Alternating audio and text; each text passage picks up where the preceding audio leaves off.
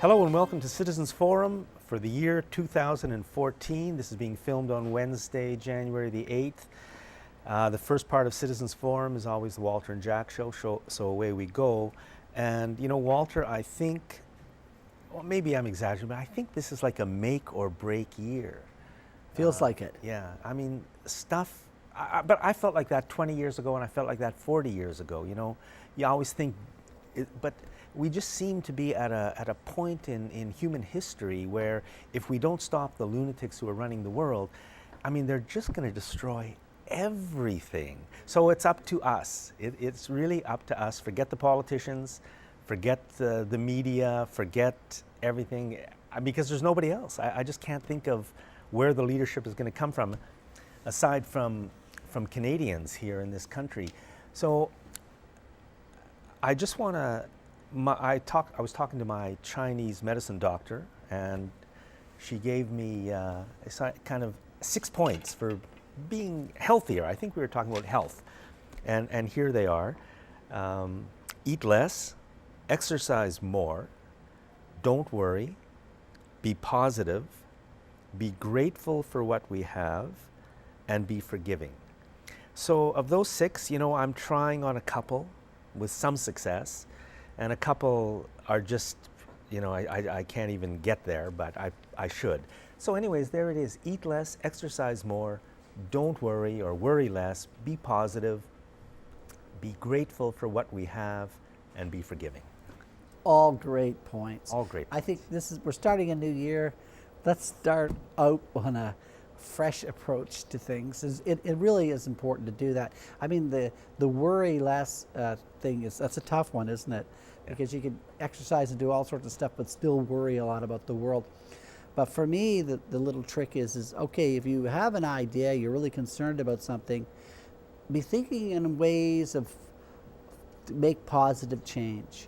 So not only worry about if you're worried about climate change, maybe this is a year when you buy a more fuel efficient car or stop using your car. You know, let's always think in terms of alternatives and solutions, and not get too locked up in the whole big catastrophe that we're in. We can only solve it by doing our bit one thing at a time. But it's true, if each of us did a little bit more, it would help, and that's all we can do right now. No doubt about it. Yeah, so you were gonna, you sent me an email, a list of 30 interesting Well, yeah, things. I mean, on that vein, I mean, Josh DeSalle, the producer and the maker of the film Take Back Your Power, which is aptly named, and it was all about looking at what's been happening with worldwide with electrical energy generation and sales and control. And it really has got to this point where a very small group of people through corporations are controlling the electrical grid, and particularly in North America, and making it very vulnerable to cyber attack, making it very vulnerable to collapse through storms like we're seeing down east. But I'll bet making a lot of money from it at the same time. Mismanagement and all the rest. But anyway, Josh sent out in his email lately, he had 33 things that were happening that were good in the world. And I'll just read a couple to you. Okay.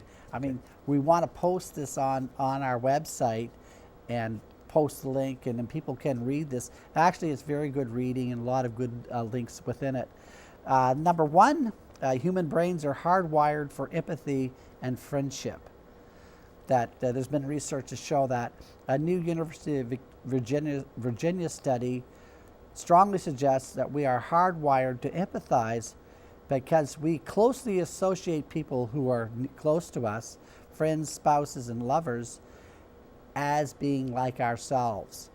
And there's research to show that. So the old capitalist thing that greed is good and all that, it's really wrong-headed. We're sharing a very small planet, and there's only so many resources, and we are all so interdependent, not only human beings, but all species. And I mean, this is an old story, but there is scientific data to support that we really are interconnected, and we should be working together. this is a good one. I think Will love, our producer. Hedge funds, insider trading, and inside traders are dumping Monsanto stock. Now, if that's true, that would Yeah. really be wonderful. So once again, you're saying that the people in the know in the corporate financial right. world are dumping Monsanto because they see what's coming. It's not going to be Oh, making I money. hope that's right. I mean, what could be better than Monsanto biting the dust? Now, in All that the United evil. States, the Obama government has allowed forms of legalization for recreational use of marijuana. Then they say within limits. In a move marijuana advocates hailed as a historic shift, the Obama administration just began giving U.S. states wide leeway to experiment with pot legalization, and starting by letting Colorado and Washington State carry out new laws permitting recreational use of marijuana. Well, I hate to give Obama credit for anything, but, Yeah. but the fact is true. And you know, I was thinking of that today, that I'll bet in Colorado, because it's so harsh in the States in some ways with the drug laws, I'll bet there's a whole new feeling in the air. I mean, people can go into a store and buy a few joints or some marijuana. Yeah. Why not? We're at that point, I think, that especially that people like ourselves who grew up through a long period of marijuana use in society around us, not really being able to find a whole lot of harm. There is some harm of overuse of anything, and we have to pay attention to it. But to match it up, for instance, with alcohol or cigarettes, and you see just this huge amount of devastation that went on with the legalization. And you know, while we're talking about this, I'll just congratulate again the group led by Dana Larson called, even though I was a canvasser, I don't remember the Sensible name. BC? Sensible BC. Yeah. That tried to move British Columbia in that direction. They're going to try again. It's much more difficult here because the rules are so much tougher. You know, we're less democratic than Colorado and Washington, but it's going to happen again. Well, it's needed. Yeah. This one caught my eye. Dolphins granted personhood by the government of India. Dolphins have been granted non-human personhood status by the government of India, making India the first nation in the world to recognize the unique intelligence and self-awareness of dolphins. So you think about it, you know, and this whole idea of in our society of the idea of personhood and of individual rights and all that, to start granting rights like that to dolphins, and I think other species could be granted. I mean, every living thing should be treated with respect. I mean, And a right to be protected under law. Yeah. And this is a very important step. We've just got, I mean, we are what we are. We got to walk across the grass, but you know, Yeah. still, that's a living thing fighting to stay alive, just like we are. And every animal, every creature. Anyway, there's lots of stuff on this. Maybe we'll go over a little bit more later, but a lot of very good things. I really support what Josh has done here, and something that I'm going to work at this year is try to not only talk about the problems, we have to talk about them, we can't ignore it, but to try to come up with ways to look at this issue in a way that people can grasp it and also give them something that they can do and to form a new change, a new direction. Well, it's funny you should say that, because even though we've never been more disorganized in putting this program together, that leads right into what I was going to say. Almost as if there was a script or we knew what we were going to talk about. So I wanted to talk about Christy Clark and her LNG, liquefied natural gas, plan for British Columbia. What's happening right now is they're moving ahead with extreme rapidity to approve the Site C project. This is a new dam to be built on the Peace River in eastern British Columbia. As far as I know, the only reason for building the dam is to supply power to the plants they are planning to build in Kitimat on the coast in order to liquefy natural gas. From what I've read, those plants, one or two of them, require the same amount of energy as a city. I mean, this is a huge, energy-intensive, stupid devastating plan. So I was surprised to find out. I spoke to somebody from the Peace River area who were fighting this, and they said they had asked for the hearings on Site C to be held around the province. I never knew that. They're only being held in the local area because it's not heavily populated, and they don't want the public to be involved at all. That's why they're not holding the hearings down in the Lower Mainland and in Victoria and through the interior, everywhere. I mean, this project will define the future of BC. And this corrupt corporate puppet government of Christy Clark is doing this as fast as they can without even pretending to care what we think. And I'll comment that where's the NDP? Why aren't they standing up and screaming about this? Those are our two major parties. But we can do something. You know, you said, so all of us, phone up your MLA, phone up your MP, phone up your city councillor, phone up the media who are completely ignoring the story because they know how important this is. And why isn't our media fighting to have these hearings held throughout the province? So you can do something, we can do something, it's up to us. Well, you know, it's the power of getting involved. And for an example, a group that I'm involved with that's centered in Ontario around the Wi-Fi issues and things and cell phones and such, they wanted to allow Wi-Fi into the city parks of the city of Toronto. That group organized. They had 350 letters into the council and the mayor within a week, a stack of letters, and a wide variety of people wrote in, and very, very well thought out letters. And the council just completely backed away. They said, whoa, we're not going to do this. These people are concerned. Yeah, this is a park. I mean, That's can't right. we escape anywhere? Is there But nowhere the left the to point us? is that get involved. Yeah, you get don't involved. think you got power. You get some organization like that going for you, and you can change a lot of policy. So with that Site C thing, I think it's the Peace Valley Environmental Association, Peace Valley Environmental Association, Yeah. PVEA. I think that's the name of the group. And if you start looking, I mean, contact them directly. They can use help. They need help. They desperately need help. And we're here. We're here at the seat of the provincial government. We can do something just because we're here. Exactly. Read us a few more of the Well, I of was the I wanted positives. to follow up a little bit on what you're talking about there because the year is starting. Had a couple of days to contemplate my existence and wonder, well, what am I going to do this year? You know, what would I like to do? And I am going to become more engaged with contacting my local MLA and my local MP and trying to sway their opinions on a few things, because obviously they're seeming to be moving ahead in a direction I don't like. Now, that they're human beings, and I think they're willing to talk to us, and not only to me, but the rest of the public. And I think what we got to try to do is look at how we can approach our elected representatives in a respectful manner. And really, to me, the secrets in trying to make change is that firstly, you have to develop a relationship with your elected representatives. Marching in and just with a list of demands is not going to go anywhere. So, you know, when people look at you coming in to see them and you are there as a concerned citizen and you are going to help them do their job instead of demanding that they do something, I think you're going to get a lot more out of the whole process. And I think we're not really trained, are we?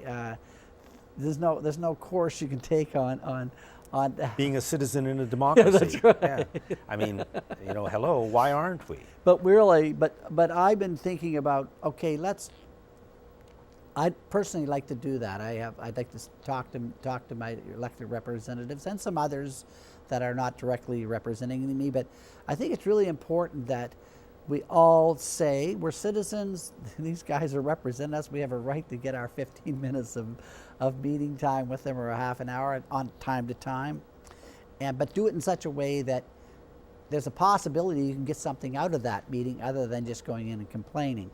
So I think we have to work at doing stuff like that. Well, I think that's a great idea. I'm going to add two things to it. You said we should be respectful and all that, and that's true. But if after a few meetings and after a few issues you find out that your elected representative has no interest Yeah. in not only what you say, but what it seems like your friends and family and the majority of people say, then we have the right to completely lose our respect and demand that our elected representatives start to represent us. Yeah. We want democracy. Find out what we want and then do it. That should be our mantra. Find out what we want and then do it. That's the job of our governments. And the other thing I'll say about meetings is that why don't our elected representatives, our city councils, our provincial MLAs, and our federal members of parliament, they're all over here, why don't they ever hold public meetings where we can go and not they talk to us and they run the meeting, but we're talking to them. We're telling them what we want. You know, Elizabeth May, I just got an email from her, and she's going to hold a series of town hall meetings in January and February in the Greater Victoria, Sandage areas. And I plan on attending. And it's quite refreshing to say, oh, she's actually going to have a meeting. People are going to walk in. You can address all sorts of concerns. And I think Elizabeth is really a shining example of what all our parliamentarians could be doing.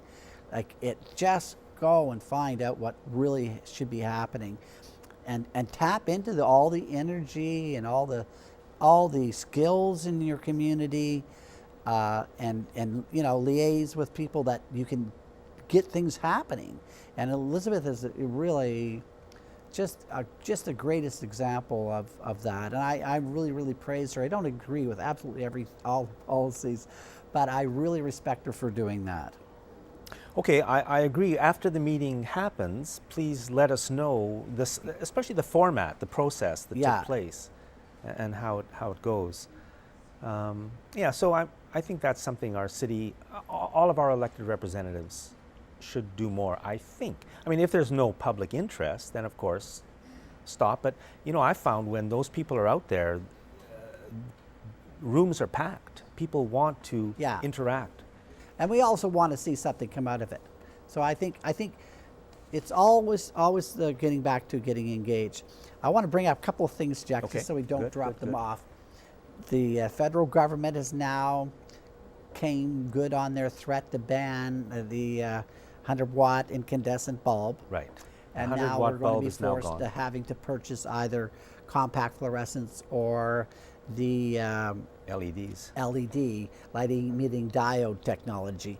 And I just want to note that a couple of years ago, when they were going to ban it in 2012, I'd written an article, and I hope that we can get a link to it. I'm just mentioning it now so that we can get a link to the article. The thing that I found when I did my so-called research into this was that compact fluorescent lights do not save on energy.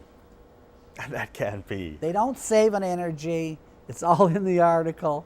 So if you don't care about the environment, if you don't care about anything else, if they're being sold as protecting the environment, they're devastating to the environment because of the mercury, and also the electromagnetic radiation emitted from and the UV radiation. UV radiation. It's bad news all the way. Yeah. But we'll get an article up to people can read through it. It's been out for 2 or 3 years, and it's standing up pretty good. You know, they actually don't save on energy. Well, I guess you shouldn't be surprised, because the guys that are selling the stuff are the guys that are selling energy to us. So do they really want us to save power? And I mean, another thing is, I went to the Health Canada website and found out what to do if you break a CFL light bulb in your house. I mean, this is a light bulb. It starts off, they tell you, immediately leave the room. Yeah. You have to leave the room if you break. What if the kids break the light? Because the mercury vapor goes into the air. And then you can't use a vacuum cleaner to clean it up, because that'll just spread it around. It's like you almost have to call in the hazmat team when you break a CFL bulb. Go to the Health Canada website, just Google CFL bulbs in there, and see what you come up with. I mean, it's insane that it's so peculiar, isn't it? Forcing us to put these things into our homes. You know, and I phoned Industry Canada when I was doing that article, and I was asking about the mercury component, and the guy said to me, "Oh, don't worry." He said, "I was worried about when you throw the the compact fluorescent light into the landfill, that there'll be a large accumulation of mercury. And he said, don't worry, he said, most of that mercury is not there when the bulb finally wears out. And I said, well, where does it go? And he didn't answer. Well, the answer is that it goes into your house. It goes into your clothing, into your lungs. And that's where it all gets placed. Walter, we got less than 2 minutes left. Give us one or two more of those positive things. I think we need another hit. Okay, the good thing to do is stock up on your incandescent light bulbs. And the good thing to do is don't buy compact fluorescents. So we gotta mention some good things to do. There was something else we wanted to talk about. The flu shot, Jack. Don't you want to touch on that? Yeah.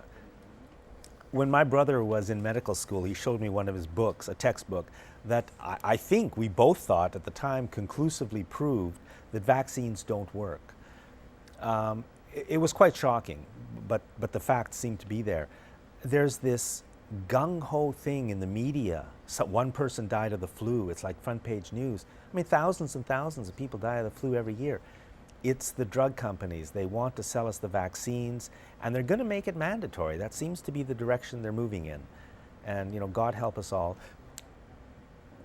We're fighting for our lives here, folks. 2014, we are fighting for our lives. It's up to all of us. Walter? Well, the flu is. We should talk more about the virus issues and what actually are viruses and why they're necessary, why they're in our environment, and what they do to our immune systems and everything. And we should touch more on the flu virus issue, the inoculations and such. But I personally, I'm not going to receive a flu shot. That's all I can tell you. I'm not going to do it. I think it's a good thing not to do. We can't believe our public health officials, unfortunately. That's the end of the Walter and Jack Show. Thanks for watching this segment of Citizens Forum.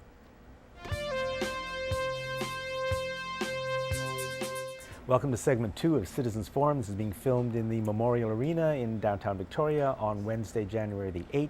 I'd like to thank our volunteer crew and the Shaw staff that make this all happen. The guest in this segment is John Farquharson. And John, we're going to be talking about sewage treatment. Yet again. Yet again, an extremely important environmental and financial issue, because the environment is, to me, very important, and we're talking about $1 billion here. So you're going to introduce a short video. Yeah, we have a minute 15-second video here to show you, and I'll just set it up for you. It took place at the Fairfield Community Association, and it was a rezoning hearing about the Clover Point sewage facility. And what they're going to have to do is increase the size of the facility and whatnot. Here's the interesting thing. Only 16 people were formally notified of the rezoning application. Those were people who lived within 100 meters of the site. There was no public notice, placed on the site, which you often see around town, those white signs and whatnot.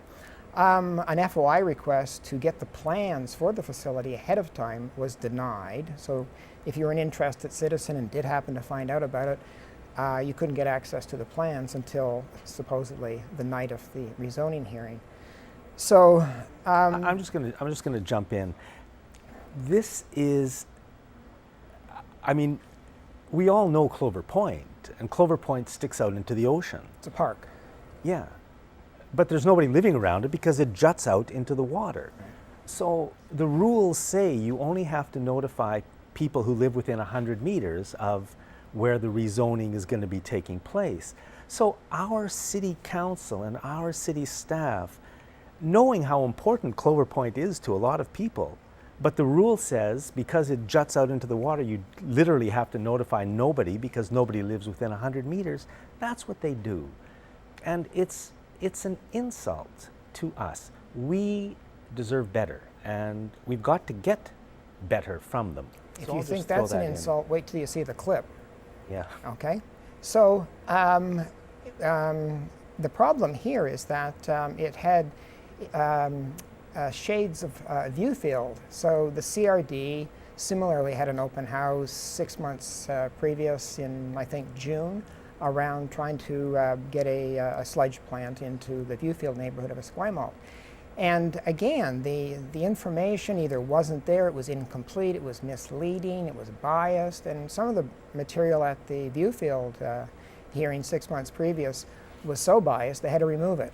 It was so misleading they had to take it down. And so my thought was, well, boy, this sure looks like another Viewfield. Incomplete, biased information, nobody has access to it. So I showed up and I asked a question of the people doing the presentation there. What's important to keep in mind? One thing that's important to keep in mind is the PowerPoint had just finished. So there was Malcolm Cowley at the front. He had done a PowerPoint. And the last slide said specifically, if you have any questions, contact either him or Kristen Quayle, who was the CRD communications coordinator for this particular project. She was also in the room. She was at the back of the room. So I stood there and I said, okay, the PowerPoint says if I have a question, either ask the guy at the front or the guy at the back. My question was specific to communications, so I asked the woman at the back since she's the communications coordinator. And my question is really quite straightforward. And it was basically, given Viewfield, given the, given the lack of information about that night's meeting that we all About Clover attended. Point. Yeah, 16 people were invited. A bunch of people leafleted the area and attracted about 125. It was an overflow crowd, standing room only crowd. Obviously, people had a lot of interest in it. Yeah. Because a group of people went out and informed the neighbors, Yeah. did the job the city itself We didn't did do. we did the job. So, like I say, overflow crowd. So again, my question is very straightforward.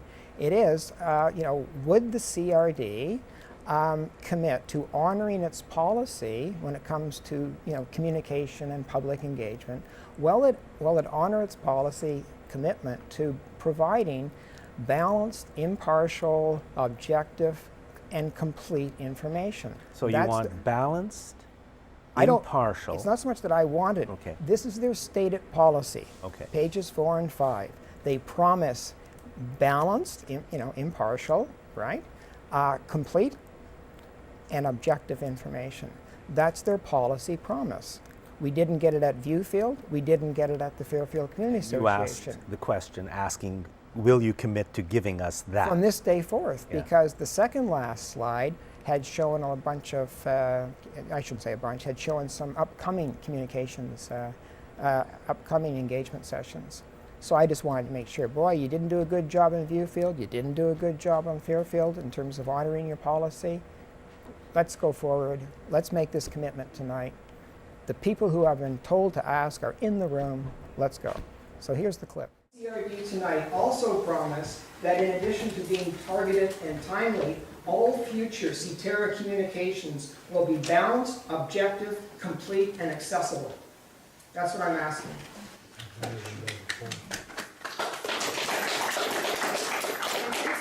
Since the communications coordinator is here, maybe she could respond to my question. Can you make that commitment tonight? The two slides previous to this last one, if you want to go back, shows communications, it shows all of the engagement sessions that have already transpired, that are coming up. Will you just commit to meeting the CRD's stated policy with respect to public engagement and communications? 4 key criteria. It's not a big ask, it's your policy. Okay, so we saw the clip. We saw you ask the question. I think it's pretty clear you didn't get an answer.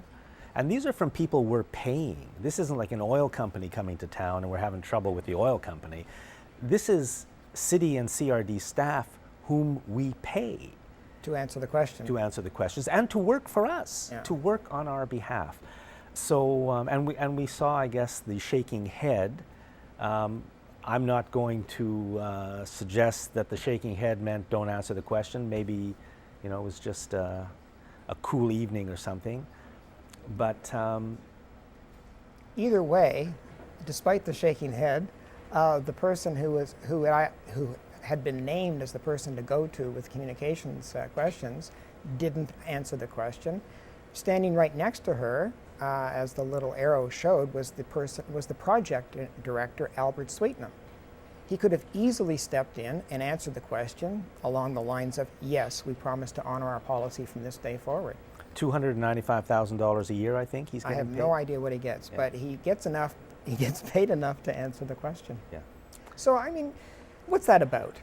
I mean, you know, I have a variety of reactions. One is it's a bit insulting, not to be totally ignored, to be met with absolute silence. And it's important to point out that the person who finally did jump in was somebody with the CRD who just went off into the weeds and didn't answer the question either. So it's a bit insulting. It's very, very aggravating. It's not like I'm there proposing that they adopt a policy like this. They've adopted the policy, so it's not asking them to do something that they haven't Well, already. why won't promised they to do. answer the question then? I have no idea, but they just think that the reason they don't ask the question is because they've been getting away without answering the question for some time now. And they don't do it. They don't do what the policy says. don't do We what the don't get the fair, full, honest, impartial information. We don't get it. You know, I've been thinking about this and other issues over the last months, and especially here in this city, because it's all very local. We know the people we elect to our city councils, and we pay the staff quite directly. We're paying, our taxes are paying for them.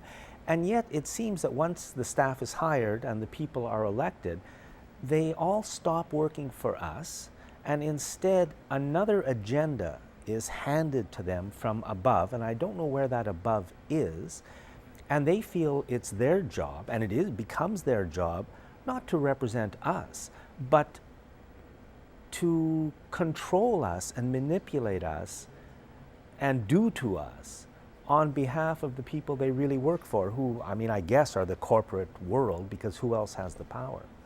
Well, in terms of power, there were 3 City of Victoria councillors in attendance at that meeting. And I know that 2 of them sometimes serve as alternate on the CRD board, and have served as alternates on the sewage committee. So it would have been very easy for one of them, as an elected official, to step in, and particularly since the City of Victoria has basically an identical public engagement policy as the CRD does. And what a pathetic joke that is. Well, and the policy is stellar. The policy is stellar. The fact that it's never honored is another issue. But one of them could have easily stepped in and said something like, "John, that's a very good question. I'm looking forward to what CRD staff have to say about this." So just as an example of the fair, impartial stuff, they promise us impartiality. You showed us a few months ago that mail out from Victoria City Council on the Blue Bridge. Oh, yeah. And it said, vote yes. Well, no, what it said, get informed, right? And get informed, that's great.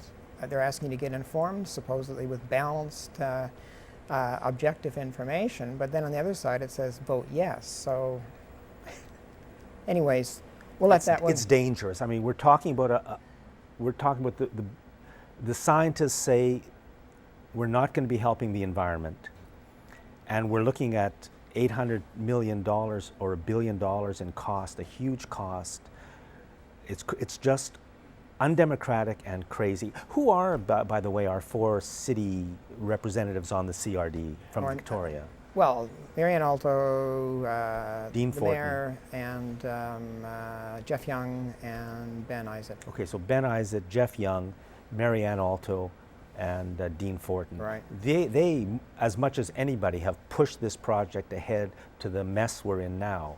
And they've got to be accountable for that. Mm-hmm. They're always voting in support of moving it ahead. I don't think the people of Victoria are necessarily in support. Well, we're going to find out over the next few months. I mean, for example, on January 14th, Andrew Weaver, Green MLA for Gordon Head, Oak Bay, is moderating a forum at the Oak Bay Rec Center, and on this panel, it's a town hall dialogue, and on it will be Richard Atwell of the Right Plan, and Chris Core, who is an expert in the area of waste energy systems and whatnot.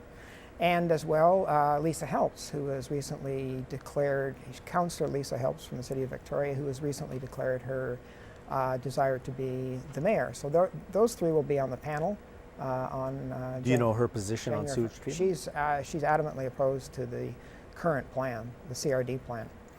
So that's one opportunity to again get a readout from the folks, get from the citizens as to Now, where they're at. if on the it. people of Victoria support sewage treatment, then of course all of our 4 elected representatives who are on the CRD should be voting for it.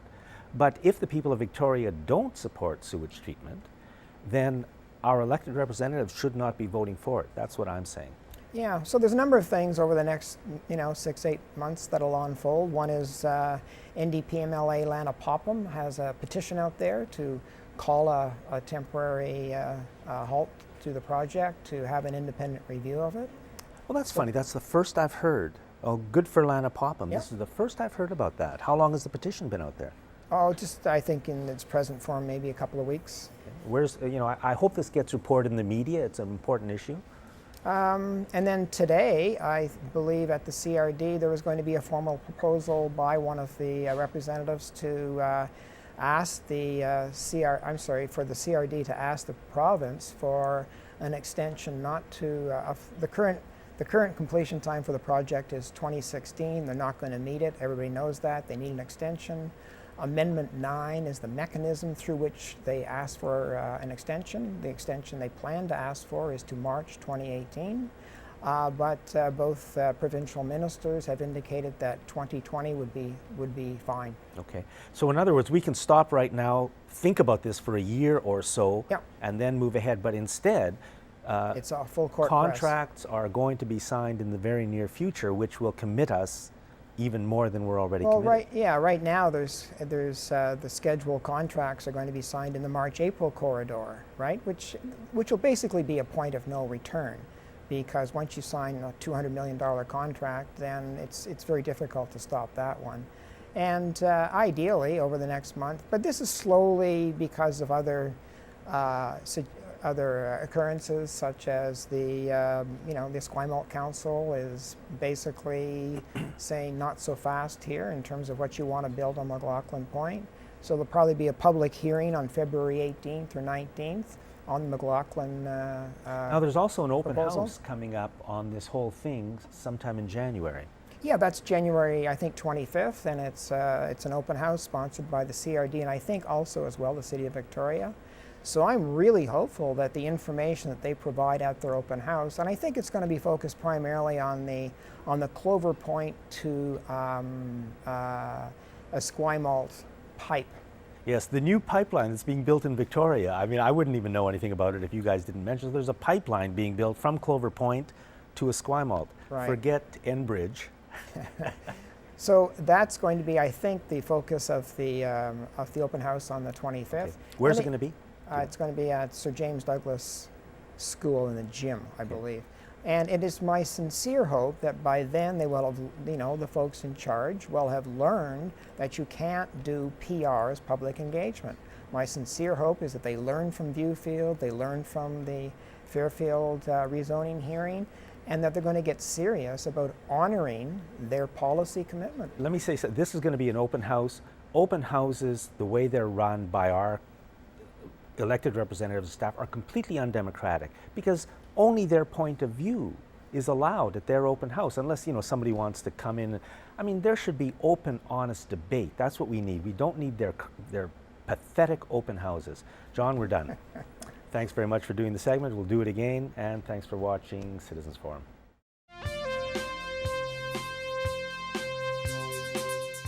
Welcome back to Choices. On this show, we interview various healthcare practitioners from around southern Vancouver Island and the Gulf Islands, and we let them introduce to you what they bring in the way of choices for your healthcare. Today, I have the privilege of introducing Dr. Matthew Kittleson, a doctor of chiropractic, and what Matthew is bringing into the chiropractic field is a rather unique way of adjusting and working with the body called NUCCA. What most of us think of as chiropractic adjustments involves what is called a high velocity, low amplitude thrust, and it often results in that classic popping or cracking sound. What Dr. Kittleson is offering is a unique and different way of approaching the spine. So welcome to the show, Matthew. Thanks, Great to Cameron. have you on board. Appreciate it. Thanks very much. Let's start off first by maybe you explaining to us what led you into this unique approach. of chiropractic adjustment? Right. So in chiropractic school in California, I was studying down in the United States, and one of the things that we know about chiropractic is that there are quite a few different ways to approach the subject. And right from my first bit of time at school, I got introduced through one of my mentors who was also a upper cervical chiropractor. Down in school, he was very adamant about working with people at the level of the neurological level. Okay. And so what we found is that when you're working at the neurological level, you have an ability to make the greatest effect at the upper region of the neck because of its proximity and closeness to the brain. That area is just so vitally important that it just really piqued my interest at the level of being able to work with people that are experiencing neurological issues. Excuse me for a second. When you say neurological issues for the viewers, the opposite would be more of a mechanical approach?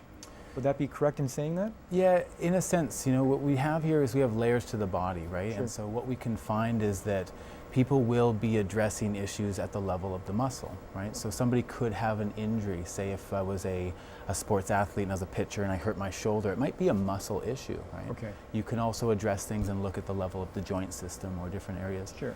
As you get a little bit deeper within the body, we get a neurological system, the brain and the spinal cord, Right. that is the central nervous system, and it's truly the controlling factor for the human body.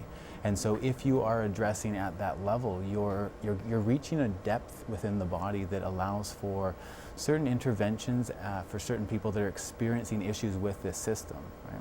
Okay. So in a moment we'll come into, I'll ask you to explain who is the best candidate for your type of work. Right. But I know I'm curious with your model here. Perhaps you can use the model to explain to us then how you actually do your manipulations. Sure, absolutely. So what we're dealing with when we're talking about the neck is we're talking about the segments of the spinal column which are known as vertebra. This is a simple and small model of the neck with the head here at the back, and this is the back of the head. If we were looking, we'd be looking at you, Cameron, right now with the face on this region. Sure. This would be the spinous processes that you can feel on the back of your neck if you were to reach in behind here. And what we're talking about is we're talking about the delicate relationship between the skull, which is this segment here at the top, and the first and second cervical vertebra, which are very unique in their size, dimensions, and really what they do for the human body. And so when we're talking about this region, we're really interested in the area where a lot of us get our head rotation. Right. This is one of the only places in the spine where we no longer have a lot of locking mechanisms with muscle, or with bone, I should say, and we're relying upon soft tissues such as muscles and ligaments to hold this this area in place. And so what we're finding is that there can be a large opportunity for misalignment in this region. Sure. And so our whole work in the clinic of upper cervical is to really look at and assess this region to see if there are imbalances, because the structural component of the body as it holds itself upright in gravity is really based upon how these vertebrae stack themselves in gravity. If we find that there's levels of rotation and angulation to these joints, then we're going to put ourselves in a compensating pattern where gravity now doesn't really become our friend anymore, and it really forces our bodies to work hard against it. So you're suggesting then that any misalignment here starts to reflect or ricochet down through the rest of the body? Absolutely. Okay. The way that the body works, whether it's carrying groceries or carrying a baby or holding the position of the head on the neck, we work in a compensation manner against gravity. Right. And so it would make sense probably to think that if I was carrying a baby on this hip, if I was a new mother carrying this baby, I would tend to have a twist in that hip to help me hold the weight of that child. Sure. Well, the same thing applies if I was carrying a bowling ball here, and what I always joke about in the clinic is that we are carrying a bowling ball, it's just our head. And some of us definitely have a bowling ball up there. Exactly, yeah. And so the weight of the head, which can sit somewhere between 12 to 15 pounds for the average person, can be very much something that needs to be considered if it's sitting off of line. And so if we start to get into a position where there's a head tilt, we'll often find that the shoulders and the rest of the body will compensate to try and level the eyes and level the balance centers of the body. So then in your field, do you find that once the body starts to compensate, will there be more organic issues coming up, more disease states that result because of that compensation? Right. And so one of the things that we find is that not only are we dealing with a structural misalignment that puts a lot of pressure upon the muscle systems and really works the body hard throughout its day. Okay. But we're also talking about rearranging and changing the dynamic of the spinal column. And one of the things that we know that's interesting about that is that the brain itself actually converts into the spinal cord as it passes down here through the neck. Sure. And the information highway that is the neurological system, it needs to be held at a nice tension to be able to communicate well. Okay. And so if we start to change the dynamic of the hard structures of the body, that structure will begin to dictate the function of the body. Okay. And so often what we'll find is it's as if the communication system, the brain, isn't really communicating that well to the body. Right. Okay. And so sometimes our work is more of a fine tuning of that communication to allow the body then to begin to express itself better. Let's talk about that fine tuning then, because I know most people are very familiar with the high velocity, low amplitude thrusting. How do you move these bones in without actually using the HVLA approach? Right. And so what's really important to understand is that when you do an adjustment with any turning of the head and turning of the neck, that's fine, but what you're attempting to do is you're just bringing that joint into a sense of tension before you make an adjustive thrust. So the tension being in the soft tissue. In the soft tissue and the joint capsule itself, the joint itself. Right. And so what we do is we adjust in a neutral position. And so what that's like is, it would be like if I was to crack this joint of my finger, what I would end up doing is I would end up taking it to an end range of motion and applying a force. Right. Right? What I can do as a NUCA practitioner is that we can make that same adjustment to this joint, but we're going to adjust it without having taken it to a tension position. So we're going to adjust it in that position. Okay. And so when we apply that force, we're not going to hear that cavitation, we're not going to hear that cracking sound, Right. because we're just not applying the tension to the system. We're still making a hand adjustment and we are still using a force generated by the body. But if you were to stick your hand out like this, Cameron, it's really not much more pressure than about my finger resting on your hand. And that still causes not a cavitation, but a realignment of the bony structures. Exactly. Oh, interesting. And the really way that we can do this is that we're very, very detailed within our assessment and our analysis. Upper cervical work in NUCA specifically is really built upon the focus of X-ray and looking at the spinal column from 3 different regions. Using these different angles of looking just up here at the top of the neck, we're able to understand exactly what the dynamic of this misalignment is. And so if there's any rotation or tilting of the head, but then we can also completely understand the relationship of your joints, so your particular joints and the angles that they sit. By using all of this information, what we do is we basically just formulate the perfect directional vector to be able to allow all of those things to shift at the same time. And so at this point, we don't actually require a lot of force to do it. It's really just about overcoming the resistance that is in the body and then allowing it to move, right? So to me that sounds a bit safer. Yeah. It can be, right? I personally don't believe that there's any danger with any of the adjustive work that's being done in chiropractic. I think that it's a very safe approach. What I like about this approach personally is it's just the way that I've always felt most comfortable getting adjusted. Okay. So I've been adjusted with the high velocity, low amplitude thrust, and it's a very effective way of doing things. What this does, it just brings an opportunity into a place that's a little bit more honoring to the body because we're not forcing it to do anything, but rather we're allowing it to move as it wants to, right? Now, Matthew, you mentioned X-rays. Before the show started, you were speaking to me about how the X-rays are done in your office. Sure. Maybe you can explain what happens in the initial consult, what a person could expect when they first come in. Sure, absolutely. So when we first do a sit down in the office, we put aside an hour for that sit down. And what we're really attempting to do is just to understand whether or not this is a good fit. Right. The reality is that not everybody has an upper cervical issue, and what we want to be absolutely certain about before we shoot x-rays is that it is a situation that we can help with. Okay. And so we spend the bulk of that time actually taking our time to talk about things and also run through a few checks to make sure that there are some good indicators of upper cervical need. Right. After all of that, that's when we can decide together to shoot x-ray. We do have our x-ray facility in-house. It's a nice digital x-ray. And so it's very good at getting all the information that we need from the x-ray. We can do that right there, and we would be doing that on the first visit. On the first visit? Yeah. Okay. And then once it's been determined that there is a need for this, generally how many treatments, I'm sure you get asked this all the time, how Right. many treatments could one expect Yeah, absolutely. We're dealing with different case-by-case scenarios, absolutely. And so anytime you're in the healthcare industry, you have to understand that each person is different, but there is a general tendency to the body. We understand that the body itself has some biological factors to go through in healing processes. Right. And so you're aware that you're going to need some time. What we always do in our clinic is we start with the first 2 months of care. And so during those first 2 months of care, because 2 months is a really nice time frame for the body to start and begin a process and show us that it's moving in the right direction. Would that be once a week then, or? It can start as much as twice a week for people that require it. Okay. But generally speaking, at least at once a week to get started. Yeah. Okay. For the most part, the first 2 to 3 weeks are going to be the big deciding factor on getting this moving in the right direction, creating some momentum in the process, and then we're just supporting it with ongoing check-ins every once in a while. Okay. There's no doubt that some people may require a little bit more time than that to heal, and we have seen that in the clinic. Okay. And it's really a factor of age, it's really a factor of damage, it's a factor of what we're seeing, everything from on x-ray as well as past histories in Sure, the clinic. of course, Yeah. of course. Who would be the people that would benefit from the most that you've seen in your practice? Right. Is it whiplash, or is it typical car accidents? It's a really good question. And what we have been finding so far in the clinic is that it starts with a chronic nature. People who are experiencing upper cervical issues that have not been addressed, and so these misalignment patterns that are just lingering within their bodies, they're experiencing chronic issues that repeat themselves, right? And so these could be repeated every single day, like a migraine headache.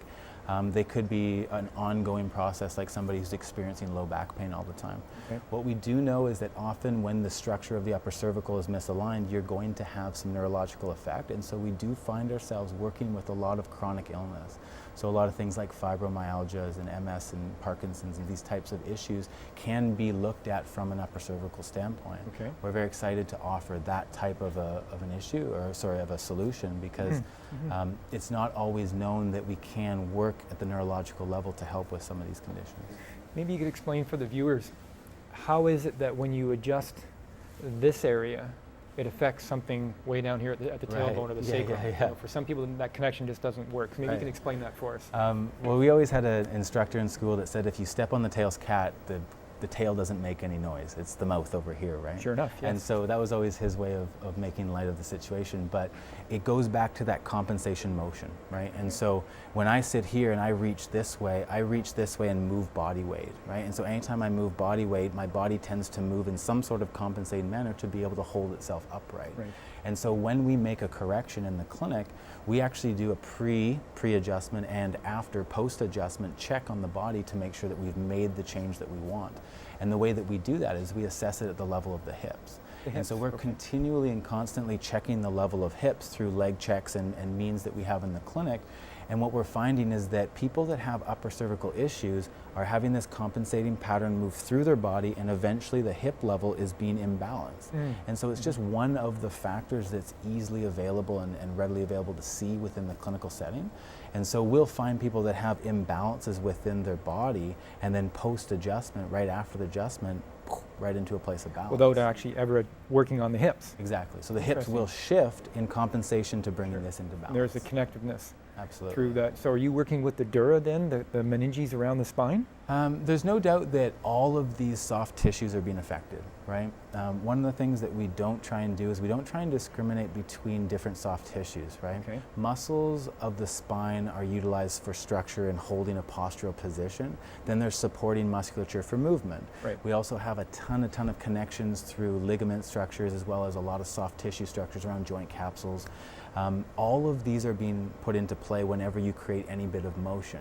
Okay, And sure. so what we find is that if you get put into a position that's off and your body is constantly in a state of tension battling against gravity, that you're going to find that all of these muscles and ligaments and soft tissues are going to in fact be inflamed.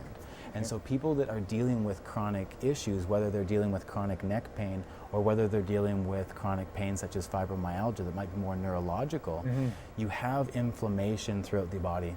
Yes. On most of these tissues. Okay. And so when we create an adjustment and we create a correction to that, we're taking off the major stress, the physical stress of gravity. And so once that physical stress is off of you, it's that sense of relief that the body can say, oh, okay, I can handle this now. And now it can get to work on some of those issues that have been lingering and weren't able to be cleared out. So have you seen anybody with orthotics no longer need orthotics Yeah. after that would be, I'm Yeah. thinking when the hips are realigned, then Exactly. all of a sudden the feet function better. For sure, and it's not always the case, but we have seen that particular thing is that Okay. there's that sort of a scenario where people have come in and said, I don't feel the need to wear my orthotics anymore because that twist and imbalance that was represented all the way down to the feet has now been leveled off, right? Right. And so people are sitting on a square place. We've also had people sometimes come in and thank us for helping them make good use of their mattresses now. They spent a lot of money on a mattress And it maybe, feels and better. they felt like it was uncomfortable still. But Right. really what they had was they had a twisted and uncomfortable body going on to a great mattress. Right. So no longer the need for those expensive fancy pillows. Right, well, yeah, exactly. Exactly. Okay. Find out what the body truly needs, yeah. Okay. So you came into this with the belief, the passion that this was a more gentle way of working than, say, more historical chiropractic approach. What are some of the inherent concerns with the treatment? Is there anything that you'd have to watch for as a consumer of it?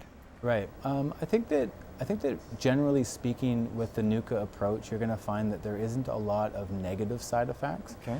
The key to it is just to ensure that the body is ready to go through some of these changes. Right? Right. What we'll find is that the biggest reaction that we'll see in the clinic along a healing path is that the body will be activated and put into a position that's new.